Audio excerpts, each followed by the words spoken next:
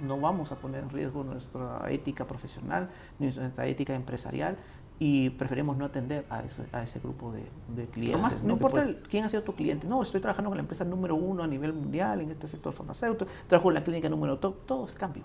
Lograr que la persona se involucre en el negocio, que sienta el negocio, que participe del negocio, yo creo que es el punto de lo cual que pueda venir otra empresa que inclusive te puede decir, te pago el doble, y la persona lo va a pensar. Todo depende del grado, proceso y complejidad que uno quiera colocar. No existe una receta universal para todo.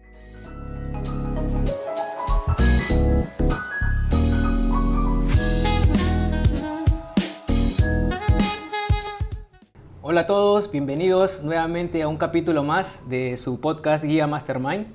El día de hoy tengo el honor de poder entrevistar a una persona muy exitosa. Él es un profesional, un líder y un emprendedor que ha tenido una trayectoria con diversas facetas a lo largo de su carrera, y el día de hoy me parece importante poder compartir esa historia con ustedes. Bueno, él es químico farmacéutico de profesión y sin más que agregar, quiero presentar con ustedes a Humberto Lacerna. ¿Cómo estás, Humberto? Muchas gracias, Ramiro. ¿Qué tal? Muchas gracias por la invitación. No, gracias a ti, más bien, Humberto, por el tiempo. Sé que nuestros tiempos en este rubro son bien cortos, pero gracias por darte este espacio para poder compartir tu historia de éxito, sobre todo con nosotros, ¿no? No, gracias a ti por darme este momento de apertura. Si bien es cierto, sí, los tiempos nos toca estar corriendo, nosotros estamos en feria la próxima semana, entonces estamos ahí de una que otra cosa, y de todas maneras siempre es bueno darnos un espacio, uno, para poder compartir, dos, reflexionar un poco, ¿no?, acerca de las cosas que se nos vienen, las cosas que han pasado, los ámbitos que vivimos en nuestro país y pasa en la región. Claro. Humberto, como ya es tradición en nuestro podcast, siempre todas las personas que entrevisto tienen que dejar su legado en nuestro podcast, en este espacio. Y no vas a hacer la excepción, te toca también realizar la frase habitual que siempre todos los entrevistados dejan, una frase muy importante. Como todas las personas importantes a lo largo de la historia, siempre tienen una frase característica que los representa. Entonces, el día de hoy quiero que por favor tú nos ayudes con una frase también para todas las personas que van a ver este capítulo. Claro que sí. Te voy a pasar una hoja donde tú vas a poder escribir tu frase que te representa a ti como Humberto Lacerna, y que esto va a quedar ya a lo largo de la historia, ¿no?, grabado como una frase ya para las siguientes generaciones, ¿no?, que van a poderlo ver tus hijos, los hijos de tus hijos, y así, va a trascender. Perfecto.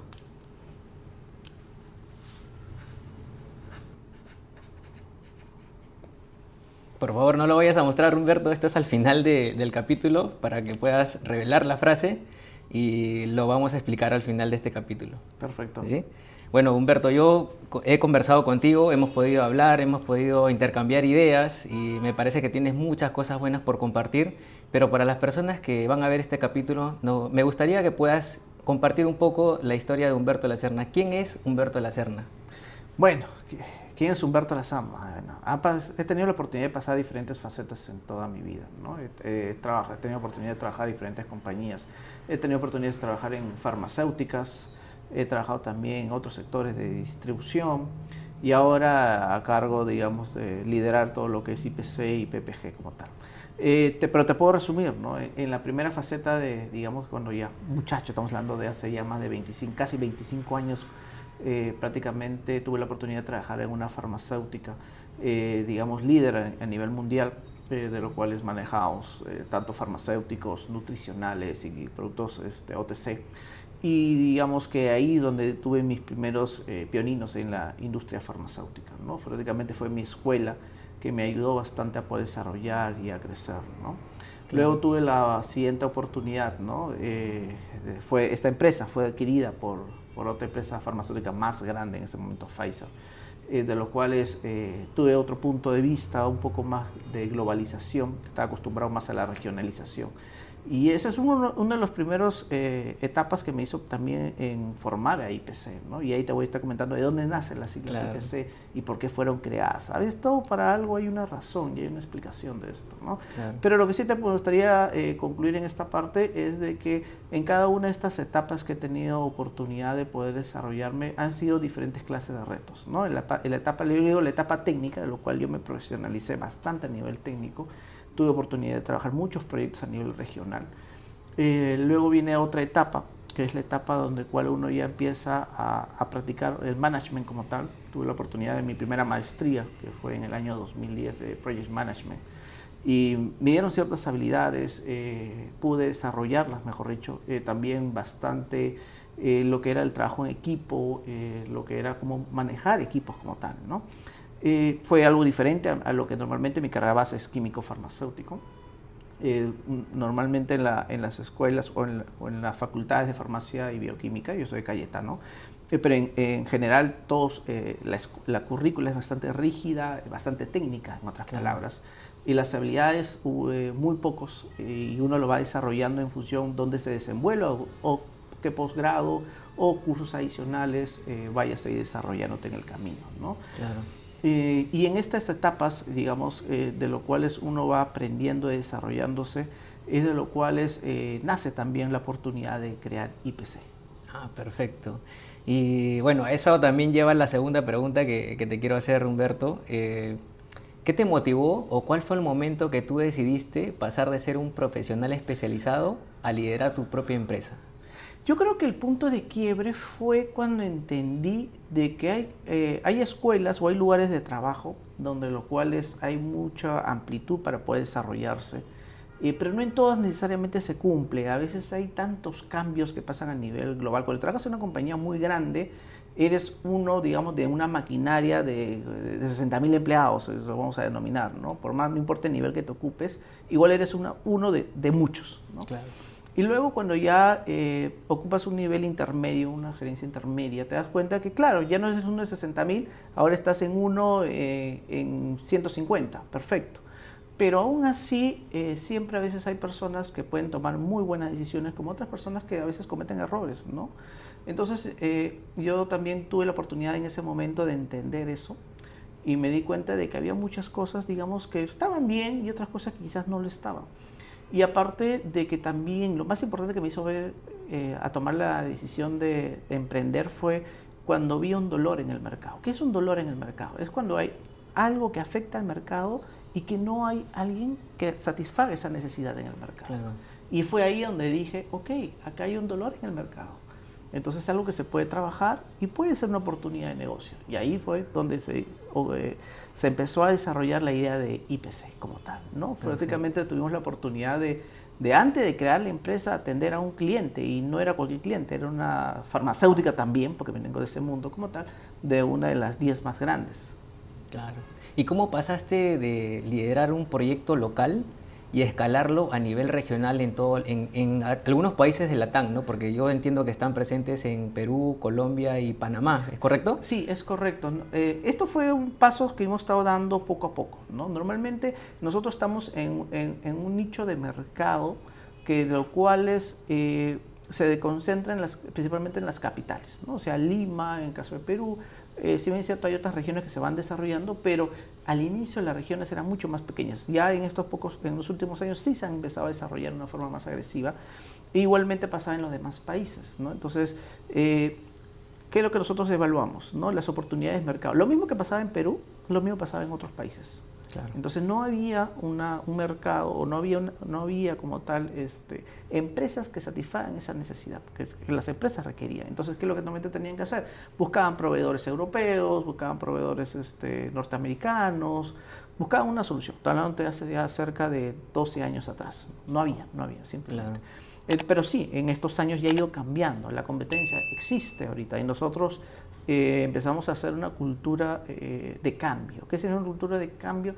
Es que nosotros no hacemos lo mismo, no somos la misma empresa, no por los años que han pasado, no hacemos lo mismo que hacemos cuando nosotros iniciamos. Si bien es cierto, hay algunas personas que todavía nos acompañan desde el inicio, pero los procesos han cambiado, ¿no? Obviamente buscamos siempre la mejora continua, profesionalizarnos más, nuestro equipo tiene que ser lo más profesional posible, y a la vez nosotros nos damos cuenta de que el mercado también cambia, ¿no? Cambia en función a las necesidades, cambia en función a las regulaciones. Nosotros al estar en el sector salud sabemos de que nuestros clientes son altamente regulados, claro. Sea por la entidad DIGEMIT en algunos casos, sea su salud en otros casos, ¿no? o las jerezas o direzas, dependiendo de uno se encuentre, sea el INVIMA, ¿no? Entonces, inclusive nos han venido a auditar clientes que pasaban inspecciones regulatorias de otros países, como Anvisa.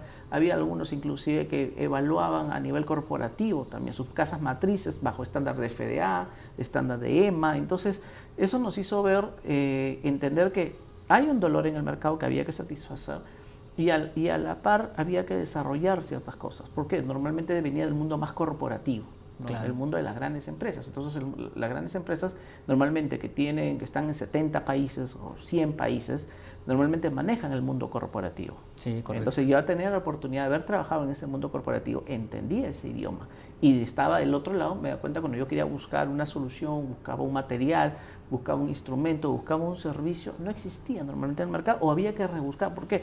Porque normalmente el mercado era transversal a todas las industrias. Exacto. Porque atendía el sector agroindustrial, minería, atendía también a salud y demás, industrial como tal. Y entonces, pero el sector salud es muy diferente a los demás sectores. Si tú entiendes que el sector salud, y no solamente hablo del que te puede vender un paracetamol o el que vas y compras un radiógrafo, no, claro. No estoy hablando solamente de eso, estoy hablando de lo que involucra, ¿no? Toda la gestión, los cuidados que hay que tener, porque siempre decimos de que hay dos industrias que normalmente no hay muchas opciones. La aeronáutica, porque si hay una falla en un avión te mueres. Sí, muy delicado. Y el farmacéutico. Ambos, si sale ¿no? mal un lote, también te puedes morir. Sí, claro. ¿No? Y ha pasado hace poco en nuestro país. Entonces, ¿eso qué nos hace ver? Nos hace ver de que al estar en un sector altamente regulado, los profesionales deben ser altamente especializados también. Correcto. Es por eso que nosotros estamos enmarcados en el sector salud como tal. Decidimos no salir de eso por una simple razón. Creemos de que somos buenos en este sector, podemos seguir mejorando, nuestra gente se ha especializado y nuestro foco es atender ese mercado, satisfacer esas necesidades. Correcto. Y obviamente bajo los principios y los altos estándares de calidad que nos piden nuestros clientes. Sí, totalmente de acuerdo. Eso lleva a la siguiente pregunta que te quiero hacer, Humberto, porque para ser un CEO de una empresa que maneja cargas de alto valor o productos de alto valor, hay que desarrollar habilidades. Y esas habilidades se aprenden en el camino, ¿correcto? ¿Y qué habilidades tú crees que has desarrollado o tuviste que desarrollar para poder liderar un negocio de alto valor y competir y venderle a corporaciones también que están bien posicionadas en el mercado, ¿no? Yo creo que no es una, ¿no? Yo creo que son varias. Creo que la resiliencia es algo que tienes que desarrollarlo sí o sí en estos últimos años. Si bien es cierto, no es algo que si bien es cierto está de moda, pero es algo que sí se necesita. Y aparte la adecuación al cambio. Claro, correcto. Al cambio. Por más, no importa quién ha sido tu cliente. No, estoy trabajando con la empresa número 1 a nivel mundial en este sector farmacéutico. Trabajo en la clínica número 2. Todo es cambio. Todo es cambio. Las personas cambian, las regulaciones cambian, las necesidades cambian. Y yo creo que el cambio es algo inherente en IPC como tal, ¿no? Y es difícil implementar el cambio porque todo el mundo está en su zona de confort cuando hago lo mismo. Ya le enseñaste a la persona que tiene que hacer los protocolos, tiene que hacer los reportes, o le enseñaste a la gente a comercializar. Ok, vas a dedicar a comercializar lo que son estas refrigeradores de grado médico o estos equipos de laboratorio, o si no, en este caso, lo que tú mencionaste, los dispositivos médicos, que ya lo hablaremos. Sí. Entonces, eso es un esfuerzo que las compañías hacen y muy alto, ¿no? La capacitación del personal. Correcto. Pero de ahí a decir, ahora lo que estamos haciendo, vamos a reinventarnos y a cambiar y acostumbrarte a hacer cambios. Claro. O sea, las cosas no la pueden predisposición. Exactamente. Las personas se resisten al cambio. Nadie quiere cambiar a cada rato. Entonces, luchas contra la resistencia al cambio. Pero tú sabes muy bien que si no cambias, al final te vas a extinguir. Exacto. Exacto, hay que tener un tema de adaptabilidad, me parece, ¿no? Exactamente, adaptabilidad a los negocios, a la generación de valor y a cómo te perciben tus clientes. Claro, y dentro de esa experiencia que tienes, porque te tocó pasar por diversas facetas y también asumir el liderazgo de tu propia empresa, ¿qué decisión difícil tuviste que tomar como CEO dentro de tu empresa y ¿qué le recomendarías a una persona que recién quiere empezar a liderar un equipo o va a lanzar su emprendimiento? ¿Qué recomendación le darías para que cuando se encuentre en una situación difícil sepa cómo resolverla? Porque a todos nos toca tomar decisiones, ¿no? Todos los días. Sea el nivel que estemos, todos los días tomamos decisiones. Pero, ¿qué decisión difícil le tocó tomar a ti? ¿Y qué le recomendarías a una persona que le va a tocar también en algún momento pasar por esa situación? Yo creo que una de las decisiones más difíciles de cualquier persona que emprende un negocio es saber que no todos los clientes son buenos. Claro. Yo creo que eso es lo más que nos cuesta bastante y me sigue costando. No es algo tan sencillo entender que hay momentos en que es mejor no atender a ciertos clientes. Hay clientes que son muy buenos, que buscan estándares, hay clientes que simplemente buscan satisfacer un requerimiento regulatorio y está bien, no hay ningún problema en esa parte. Pero también hay que entender también que hay clientes que transgreden un poquito lo que puede ser inclusive hasta la ética, ¿no? Entonces, poner el límite y poner la valla a este mercado o a esta parte de clientes, pues es una parte del mercado que no es tampoco tan pequeña, no es algo sencillo, ¿no? Yo creo que nos lleva a decir hasta aquí nomás llegamos, no vamos a poner en riesgo nuestra ética profesional, ni nuestra ética empresarial y preferimos no atender a ese grupo de clientes, Claro. ¿no? Que puede estar tanto privado como Estado, de ambos realmente. Sí, es una parte también de la esencia y la política, puede ser, de la empresa. Claro, eso es cuando tú tratas de implementar algo a nivel corporativo, ¿no? Y cuando tú eres pequeño, porque todavía no, a nivel corporativo estás hablando de muchos países, Claro. otro tipo de facturaciones, es más difícil, ¿no? Porque obviamente uno tiene un compromiso, te estableces metas, te estableces cuotas, porque eso está en función a tu crecimiento y a tus planes, pero a la vez tus planes te dicen que tienes que mantener una línea y no debes pasar esa línea. Entonces, Exacto. yo creo que es importante saber de que no todos los clientes son buenos para tu negocio. Hay clientes que sí lo van a hacer, como hay clientes que quizás no lo vayan a hacer. Claro. ¿Y cómo lograste posicionarte en el mercado como un referente frente a otras empresas que, como mencionas, son corporativas, ¿no? Que son grandes corporaciones? Sí, lo que pasa es que IPC se caracteriza por algo, ¿no? IPC se caracteriza porque es una compañía única en el mercado, porque es única porque no existe un competidor directo de IPC. Hay empresas que sí compiten con nosotros en diferentes portafolios. Bueno, tenemos el portafolio de cadena de frío y dentro del portafolio de cadena de frío tenemos lo que son equipos, materiales, instrumentos, servicios, ¿no? Pero no tenemos ahorita una empresa que diga compito con todo, ¿no? Cada empresa a veces se especializa. Yo me he especializado solamente en equipos, pero vende de equipo de cadena de frío para el grado médico, como para tu casa, para tu domicilio, entonces es solamente frío, ¿no? Entonces ahí donde pasas diferentes mercados, ¿no? El consumo masivo frente a un negocio especializado. Yo creo Claro. que, en mi opinión, yo creo que no se deberían mezclar porque son dos formas de ver diferentes, no es lo Claro. mismo. Igual en la parte de laboratorio y en la parte ahora que hemos incursionado que es mobiliario médico. Claro. ¿Y cómo se hace para competir con estas corporaciones sin incluir o sin involucrar el tema de precio, de tarifa? Yo creo que es la generación de valor. Yo creo que, si bien es cierto, en las escuelas de negocio te enseñan que hay dos tipos de estrategias, ¿no? Precio y generación de valor, ¿no? Pero yo estoy seguro de que la generación de valor es a la cual nosotros hemos apostado y tratamos obviamente de maximizar los pocos recursos que cualquier negocio pueda tener y darle el mayor valor a nuestros clientes. Y eso lo medimos, porque si no lo mides, ¿cómo sabes si estás bien, ¿no? Claro. Nuestras encuestas de satisfacción al cliente, nosotros somos un target, nuestra meta es 90% como mínimo. Wow, y es alto, ¿ah? Y nuestros resultados nos están dando casi 93%. Están superando, eso es... Entonces, y nuestra meta del próximo año es mantener un target 95% de satisfacción del cliente. ¿Por qué? Porque nosotros creemos en nuestros clientes, ¿no? Creemos que estos clientes nos confían en nosotros. Exacto. Nos dan sus productos para que sean almacenados o tengan materiales para el transporte o tengan simplemente pacientes que requieren un dispositivo médico. Tienen que tener la confianza de que lo que están adquiriendo cumple esa necesidad y cumple sus requerimientos en función a sus clientes también, o pacientes, porque estamos Claro. en el tema de salud. Al final, el cliente final siempre va a ser el paciente. Sí, correcto. Entonces imagínate que te vas a tu mamá o tu papá, ¿no? Vas a recibir una vacuna, imaginemos una vacuna X para un tratamiento que puede requerir o para prevenir una enfermedad que normalmente un biológico o una vacuna, ¿no? Y lleguen mal las condiciones.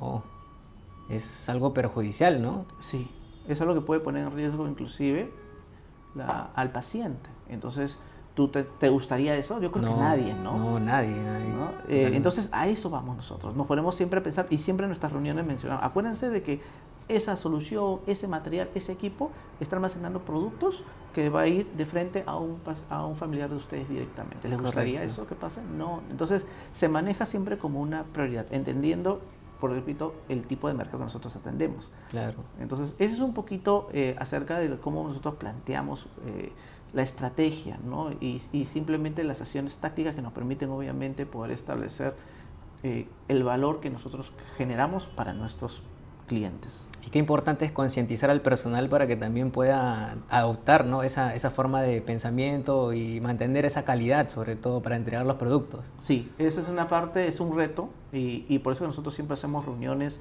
trabajamos capacitaciones, involucramos a nuestros líderes de área para que a la vez al personal que puede estar en el día a día, en la operación, que está en la clínica, que está en el hospital, que está teniendo determinados requerimientos de clientes, que pueden estar ahí, una emergencia o demás, entiendan eso, ¿no? Que nosotros no somos una empresa que simplemente distribuye productos, no lo somos. No somos una empresa que te entrega solamente un servicio. Nosotros generamos valor, cuidamos vidas dentro de nuestros procesos. Correcto. Y acerca de esos productos que, bueno, la calidad es muy importante, ¿podrías mostrarnos alguno de los productos? ¿Los tienes acá para...? Claro, sí, mira, acá hemos tenido un pequeño showroom acerca de algunos equipos porque realmente tenemos muchos y es difícil poder tenerlos acá, tenemos almacenes, está un poco lejos, pero tenemos, como te había comentado, nosotros dividimos las líneas en lo siguiente, lo que tenemos la línea de lo que es cadena de frío, ¿no? Por ejemplo, tenemos aquí lo que sería un cooler de grado médico para traslados de bolsas de sangre, que te mantiene el rango de temperatura en 4 grados. Tenemos soluciones para el transporte de productos, sea vacunas o biológicos. Un paciente que quiere llevar su producto oncológico a su casa requiere ser administrado su propia insulina. Tenemos diferentes tamaños, tenemos maletines térmicos. Tenemos ahora la parte también de laboratorio, que ahorita no lo tenemos acá porque son equipos de mayor tamaño. Y igual que mobiliario médico, tenemos camas también médicas. Si quieren saber más, en la Feria Tecnosalud vamos a estar. ¿Cuándo es la feria? La feria es del 10 al 12 de septiembre, prácticamente la próxima semana. ¿Dónde se va a dar esa feria? En el Centro de Convenciones del Jockey Plaza. Perfecto. Así que si pueden... Para todas las personas que quieran asistir en el Jockey Plaza del 12 al... Del 10 al 12, del 12 de septiembre, que sería del miércoles al día viernes, vamos a estar ahí, ¿no? De lo cual vamos a hacer nuestros lanzamientos. Todas las ferias Tecnosalud siempre tenemos, por eso nosotros estamos acostumbrados al cambio. Decimos, tenemos que sacar, siempre nosotros decimos, hay que sacar un juguete nuevo todos los años. Y bueno, el año pasado lanzamos el producto DiHeart, que es un producto italiano, que es un electrocardiógrafo digital. La ventaja que tiene ese electrocardiógrafo digital que pueden ver ahí el maniquí es lo siguiente, es de que cuando tú tienes una persona que tiene problemas del corazón y que puede tener una arritmia o demás procesos relacionados al corazón y que puede estar en riesgo su vida y te sientes mal, tú acudes a un centro de salud, a una clínica, a un hospital para que te haga un electrocardiograma, ¿no? Correcto. Y el cardiólogo puede determinar la urgencia que va a determinar, ¿sí?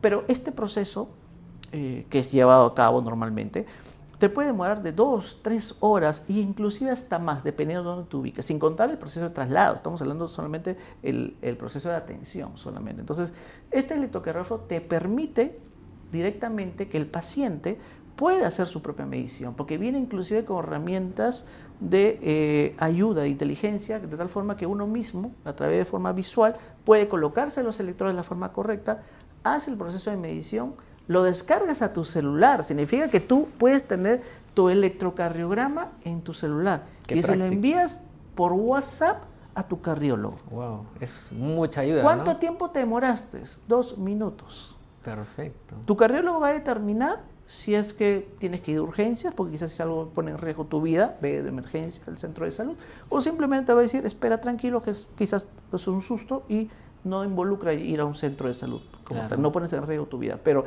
estamos hablando de pasar de 3 horas a 2 minutos, ¿no? Entonces, es bastante. Es bastante la diferencia. Y aparte que este software, y en el caso no tengo un cardiólogo de cabecera, no tengo a nadie, tiene la posibilidad de hacer una consulta a médicos italianos las 24 horas del día. No, tienen una plataforma que pueden... Exactamente. En el mismo app de DiHeart uno puede hacer la consulta, se paga cerca de 20 euros y te hacen un diagnóstico. Y te van a decir, no pasa nada, tranquilo,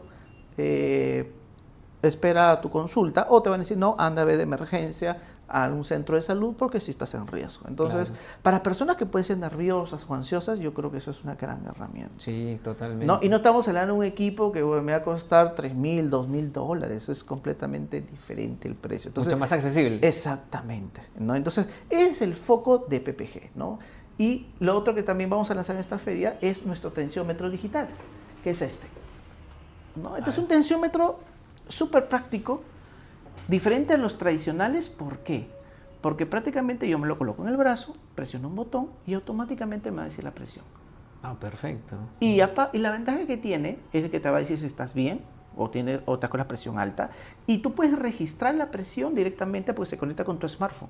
Wow. Entonces con tu app, automáticamente para las personas que tienen presión alta, tú puedes ir monitoreando. Yo me monitoreé hoy día, me monitoreé quizás después de 3, 4 días, 5, 6 días, y tú puedes saber si tu presión se está subiendo o está bajando. Y es totalmente práctico llevarlo a cualquier lugar, ¿no? Porque Sí, es pequeño, ¿no? Es Ni práctico, siquiera es simplemente tan grande. Simplemente lo sacas y te lo colocas en el brazo. Qué práctico en realidad, ¿no? Y lo puedes llevar en cualquier momento, cualquier lugar. Exactamente. Te salva de cualquier situación cuando te sientas un poco mal, ¿no? Exactamente. Qué bueno. Es qué bueno. otro tipo de tecnología que te facilita a los pacientes, obviamente, que sufren obviamente de la presión, le va a ayudar bastante este tipo de dispositivo. Este es lo que estamos lanzando ahorita en la Feria Tecnosalud. Y aparte tenemos lo que es el otro tensiómetro, que este es el mapa. El mapa este es principalmente para el monitoreo de 24 horas. Significa que hay pacientes que tienen la presión irregular. Significa hay personas normalmente mayores que tienen este problema de la presión. Y tú te puedes medir ahorita, pero tu presión está bien. Pero en algún momento del día sube la presión y uno no se da cuenta. Entonces el médico te dice, hay que hacer una lectura de 24 horas de tu presión. Entonces te lo colocas acá, haces tus actividades diarias y prácticamente pues lo se registra, se baja una computadora y el médico puede evaluar si ha habido subida de presión o no ha habido baja de presión durante todo el tiempo. Wow, qué interesante todos estos productos y bueno, los que quieran saber más están invitados, ¿no? Del 10 al 12 a la Tecnosalud, a la Feria de Tecnosalud. Claro que sí, están bienvenidos. Perfecto, Humberto. Igual, gracias por mostrarnos los productos y bueno, regresando a la entrevista, me gustaría también consultarte acerca de tu equipo, ¿no? ¿Cómo se lidera un equipo para que pueda, así como habíamos mencionado, adoptar ese pensamiento de mantener una calidad en el servicio y no solamente entregar productos? ¿Cómo mantener un equipo concientizado? Yo creo que es un trabajo que tú tienes que planear la estrategia, ¿no? En la estrategia tú tienes que establecer las acciones a corto, mediano y largo plazo, ¿no? Y hacer seguimiento. Yo creo que el seguimiento es uno de los factores claves. Uno puede plasmar, hay que mantener un nivel de satisfacción. No, hay que tener a los clientes en 24 horas. No, las actividades. Pero si uno no hace seguimiento a esas actividades, yo creo que al final se puede quedar en el aire. Yo creo que el foco clave es tener claro las metas y el seguimiento de estas. Claro, correcto. ¿Y qué decisión empresarial te tocó tomar que fue un error que cometiste quizás en tu carrera y qué le recomendarías a las personas para evitar este tipo de situaciones, ¿no? ¿Qué error cometiste en tu carrera en decidir algo? Yo creo que más que error son lecciones aprendidas, porque al final si uno no hubiera cometido, digamos, si lo queremos decir error, claro, quizás lo volvería a cometer de otra forma, algo similar o en diferentes momentos del tiempo, ¿no? Yo creo que, digamos, a veces es bueno explorar. Quizás en algún momento decidí ver inclusive otras cosas diferentes al sector salud. No lo considero un error, pero sí lo considero una lección porque me hizo ver otro panorama, otra forma de ver las cosas.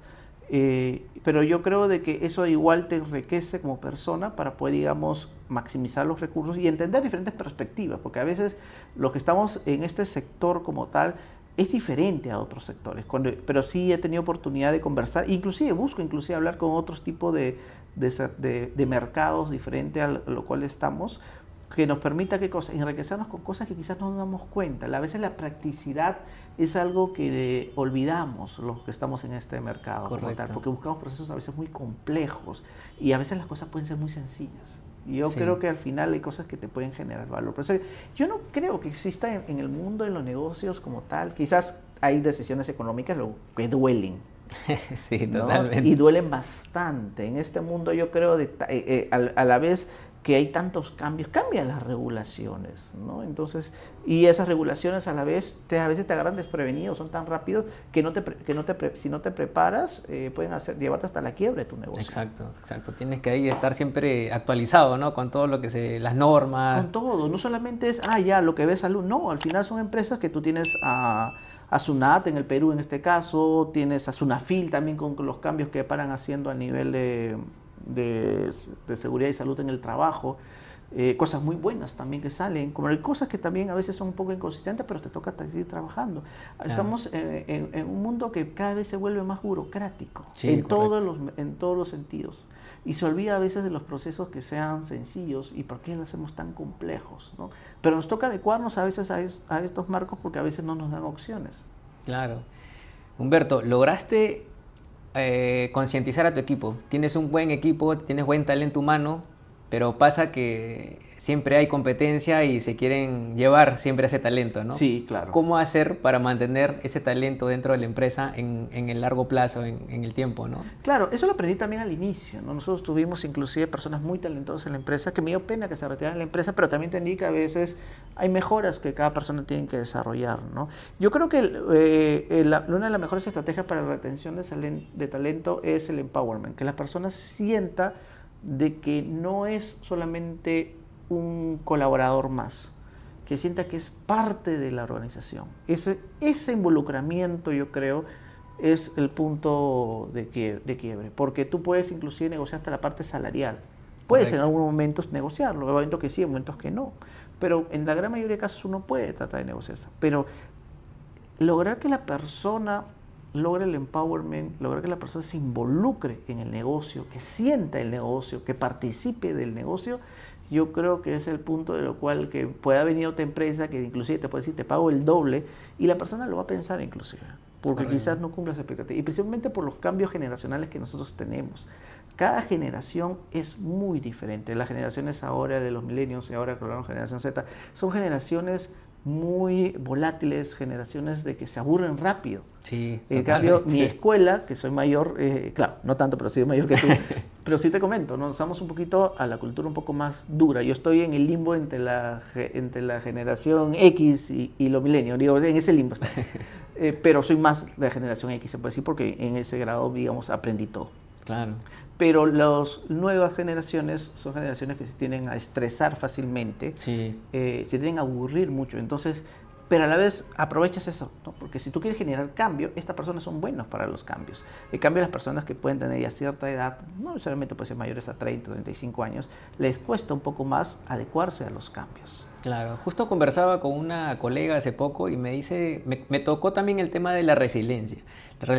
Entonces, ¿crees tú que las personas que están recién saliendo de la universidad, las que están saliendo de pregrado, tienen más disposición a la adaptabilidad? ¿O las personas que ya tienen una trayectoria extensa en su carrera profesional pueden ser más fácil que se adapten a los cambios? Lo que pasa es que hay dos variables que hay que entender, ¿no? Hay cambios que pueden ser de actividades. Hay cambios, digamos, bueno, ahora ya no vamos a utilizar este formato, vamos a utilizar tal formato. Vamos a pasar de lo escrito, vamos a pasar a lo digital. Pero también hay otros cambios que involucran los procesos como tal, que son más complejos, ¿no? Antes decíamos 5 etapas para generar este proceso, esta actividad.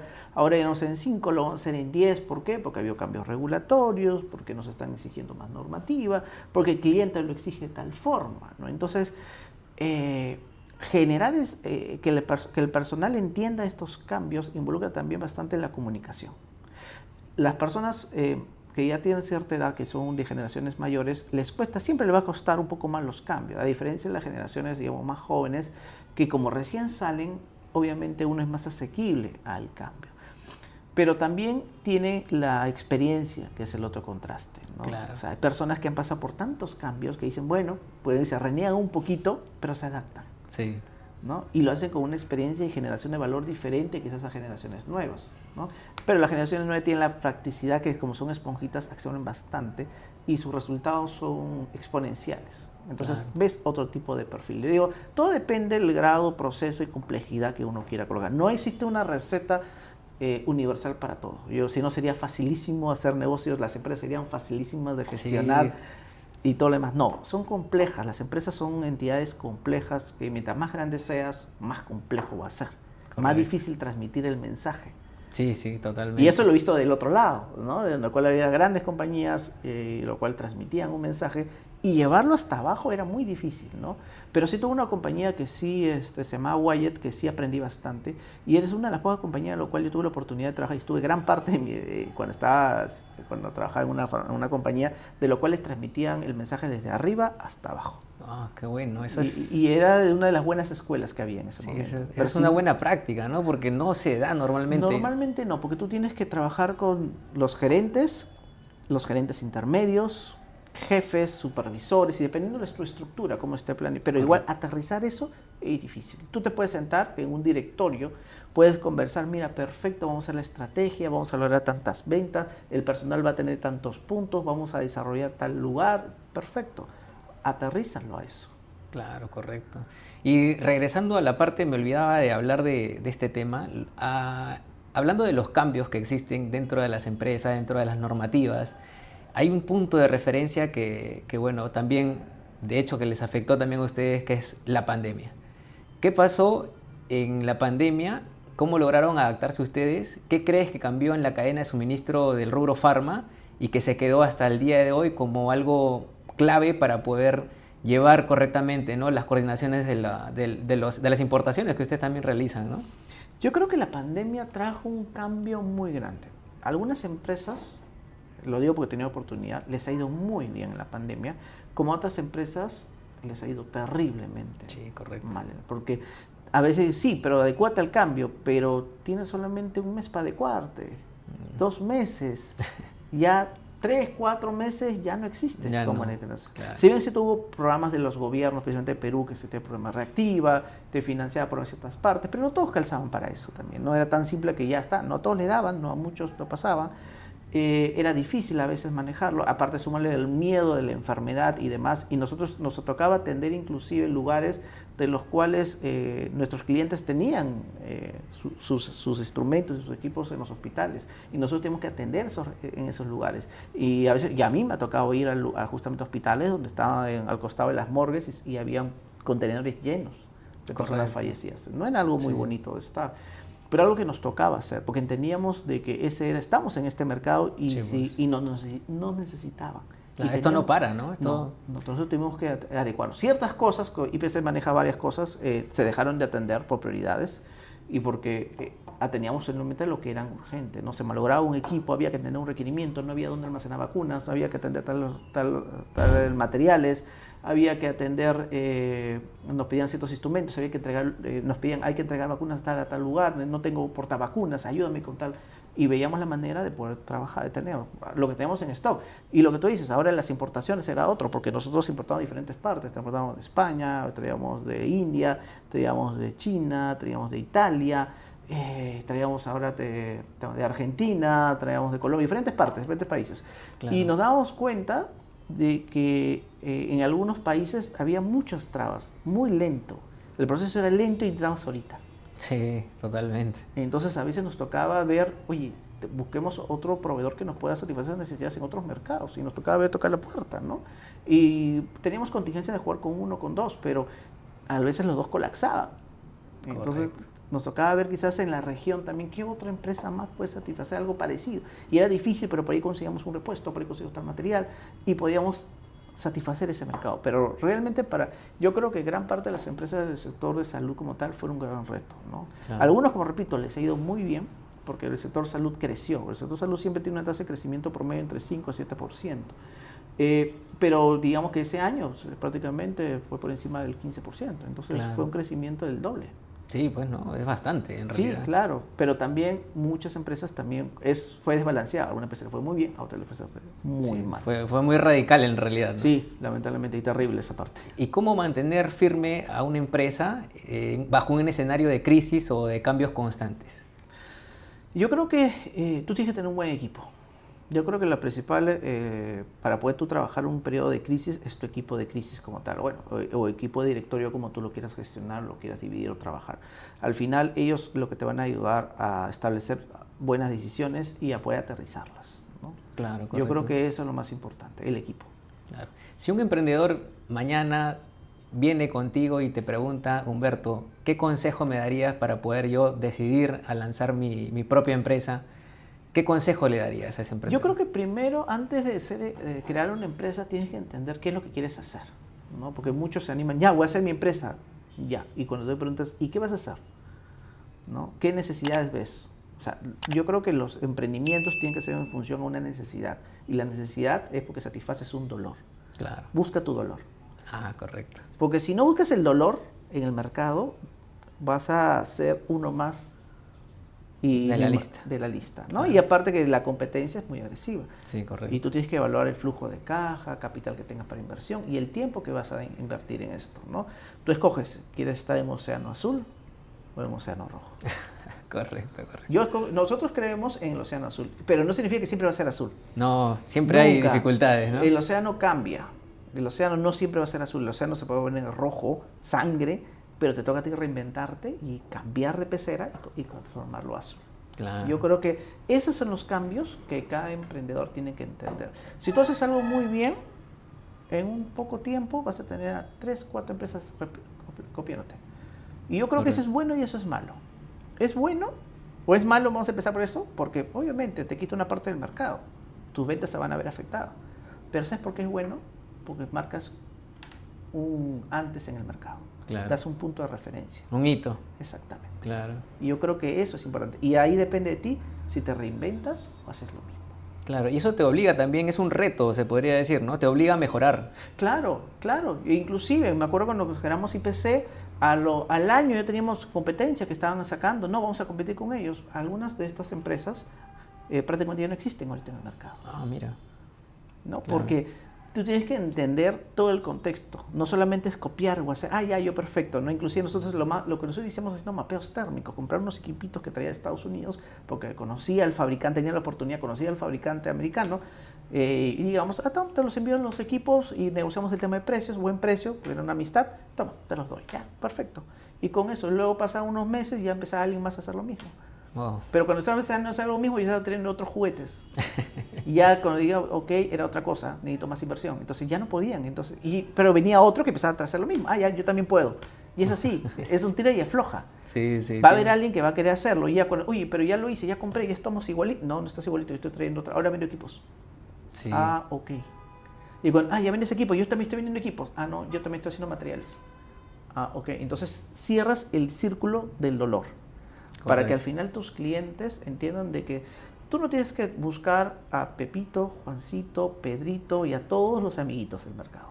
Correcto. Tú puedes quedarte conmigo tranquilo y dedicarte a lo que a ti te genere valor, porque es un dolor para ti. Calificar a cada proveedor, mantener los estándares de calidad de cada uno. Significa que tienes que tener un pool de gente para que haga toda esa evaluación. Claro, es más inversión, ¿no? Exactamente. Menos tiempo para poder Dedicarte aprovecharlo. a tu generación de valor. Claro. Y las compañías grandes lo que buscan es dedicarse a su generación de valor. Y las grandes empresas inclusive empiezan a migrar. Antes habían operaciones acá locales, como Kimberly-Clark. Me acuerdo que cuando trabajamos con ellos al inicio tenían su gente acá. Ahora todos están fuera. Tú quieres hablar con alguien, no hay nadie prácticamente de compras acá. Todo es más burocrático, ¿no? regional. Entonces Claro. imagínate que estén auditando, calificando. Entonces es complejo los procesos. Entonces Correcto. tú tratas de simplificarlos. Entonces nosotros decimos, yo te voy a simplificar la vida. Ese es mi trabajo, ese es mi objetivo. Cumplo la necesidad que te pide la regulación o la necesidad que te necesitan tus equipos y aparte te facilito tus procesos. Qué bueno que expliques todo eso porque hay muchas personas que no conocen, ¿no? Sobre el tema de cómo empezar el emprendimiento, cómo lanzar su empresa y hay muchas cosas que evaluar. Y dependiendo de dónde te quieras decidir, o sea, eso es transversal a todos los negocios, a todas las industrias, como tú lo quieras evaluar. Claro. Pero si no detectas un dolor, por ejemplo, porque es, y la confianza. Tú tienes, Sí. Después de ver el dolor, tú tienes que lograr que tus clientes tengan confianza en ti. Es muy simple. ¿Por qué crees que Apple todavía está dentro de los principales proveedores, digamos, de smartphone del mundo? ¿Por qué la gran mayoría prefiere Apple? Bueno, es uno de los equipos más costosos que hay, porque dentro de todo hay varios, Apple, Samsung y otros fabricantes más. Pero ¿por qué la gente sigue prefiriéndose un gran número a una tecnología que sigue siendo lo mismo de hace más de 10 años? Claro. Creo que es por la calidad, ¿no? Y la innovación, si tú evalúas, la innovación fue el inicio. Nadie dice que no, eso no entra en discusión. Pero la diferencia que tú ves entre un iPhone 11 o 12, fuera el poquito de tamaño, al iPhone 16, no es mucho. No, es el mismo sistema operativo casi, ¿no? O sea, Casi no varía se nada. vuelve más potente porque las cosas van aumentando, nadie dice que no. Pero eso sigue siendo lo mismo. Claro, correcto. ¿Por qué se mantiene? Me imagino que debe ser porque hicieron algo bien. Sí, pero ¿por qué? Porque quien compra un Apple como tal, un iPhone, es porque busca confianza. Sabe que este equipo me va a funcionar, no me va a fallar, va a ser lo más seguro dentro de toda la categoría que te pueden ofrecer, entre los equipos más seguros. y vas a estar por lo menos con un grado de tranquilidad. Fuera el tema que siempre mucha gente cobra por estatus y demás, ¿no? Nadie dice que eso se mantenga, ¿no? Pero precisamente es por eso. Por respaldo más que todo. Exactamente. Y eso lo generas con la confianza. Exacto. Si tú tengas un problema con tu celular, tú vas a un centro Apple y vas a visitar en tu periodo de garantía, te lo van a arreglar. Sí. Y no importa dónde estés. Lo compré en Estados Unidos, pero me voy a Malasia. Igual te lo van a arreglar. Sí, tienes el mismo soporte. Exactamente. Correcto, qué bueno. En cambio, con otras marcas no lo tienes. Y a eso están apuntando ustedes, entonces. Esa Sí. es una de las estrategias. Sí. Una de las estrategias es que nuestro cliente tiene que sentir confianza. Y eso va encaminado también a la satisfacción de nuestros clientes. Si nuestro indicador de satisfacción del cliente se nos cae, ¿cómo vamos a generar confianza? ¿Cómo vamos a cumplir nuestra estrategia? Claro, correcto. Tiene que estar ligado a esto. Tiene que estar acorde, ¿no? A lo Sí. que ustedes están ofreciendo. Porque si no, no vamos a poder cumplir los planes que nos tenemos en los próximos años. Qué bueno, Humberto. Gracias por toda esta explicación. Y ya llegó el momento de poder revelar la frase, que es muy importante poder revelarla porque es un legado que vas a dejar y por favor nos podrías mostrar y... Okay. Bueno, mi letra no es la mejor, pero... y nos explicas, por Claro, favor. mira, sí. Nosotros, para algunos son costos, para otros generación de valor para sus negocios. Perfecto. Eso es lo que nosotros creemos. No son lo que nosotros ofrecemos. Quizás para algunos puede ser, no, son costos, son gastos que tengo que tener porque me lo obliga, pero nosotros creemos de que esto, más que un costo para nuestros clientes, es una generación de valor, es tu tranquilidad, es la confianza para tus pacientes. Qué bueno, qué importante ese mensaje y se va a quedar grabado para más adelante, ¿no? Lo vas a poder ver, igual este recuerdo lo vamos a tener presente. Más adelante esperemos volver a mostrarlo y volver a encontrarnos otra vez. Perfecto. Muchas gracias Humberto por esta entrevista. Igualmente, gracias.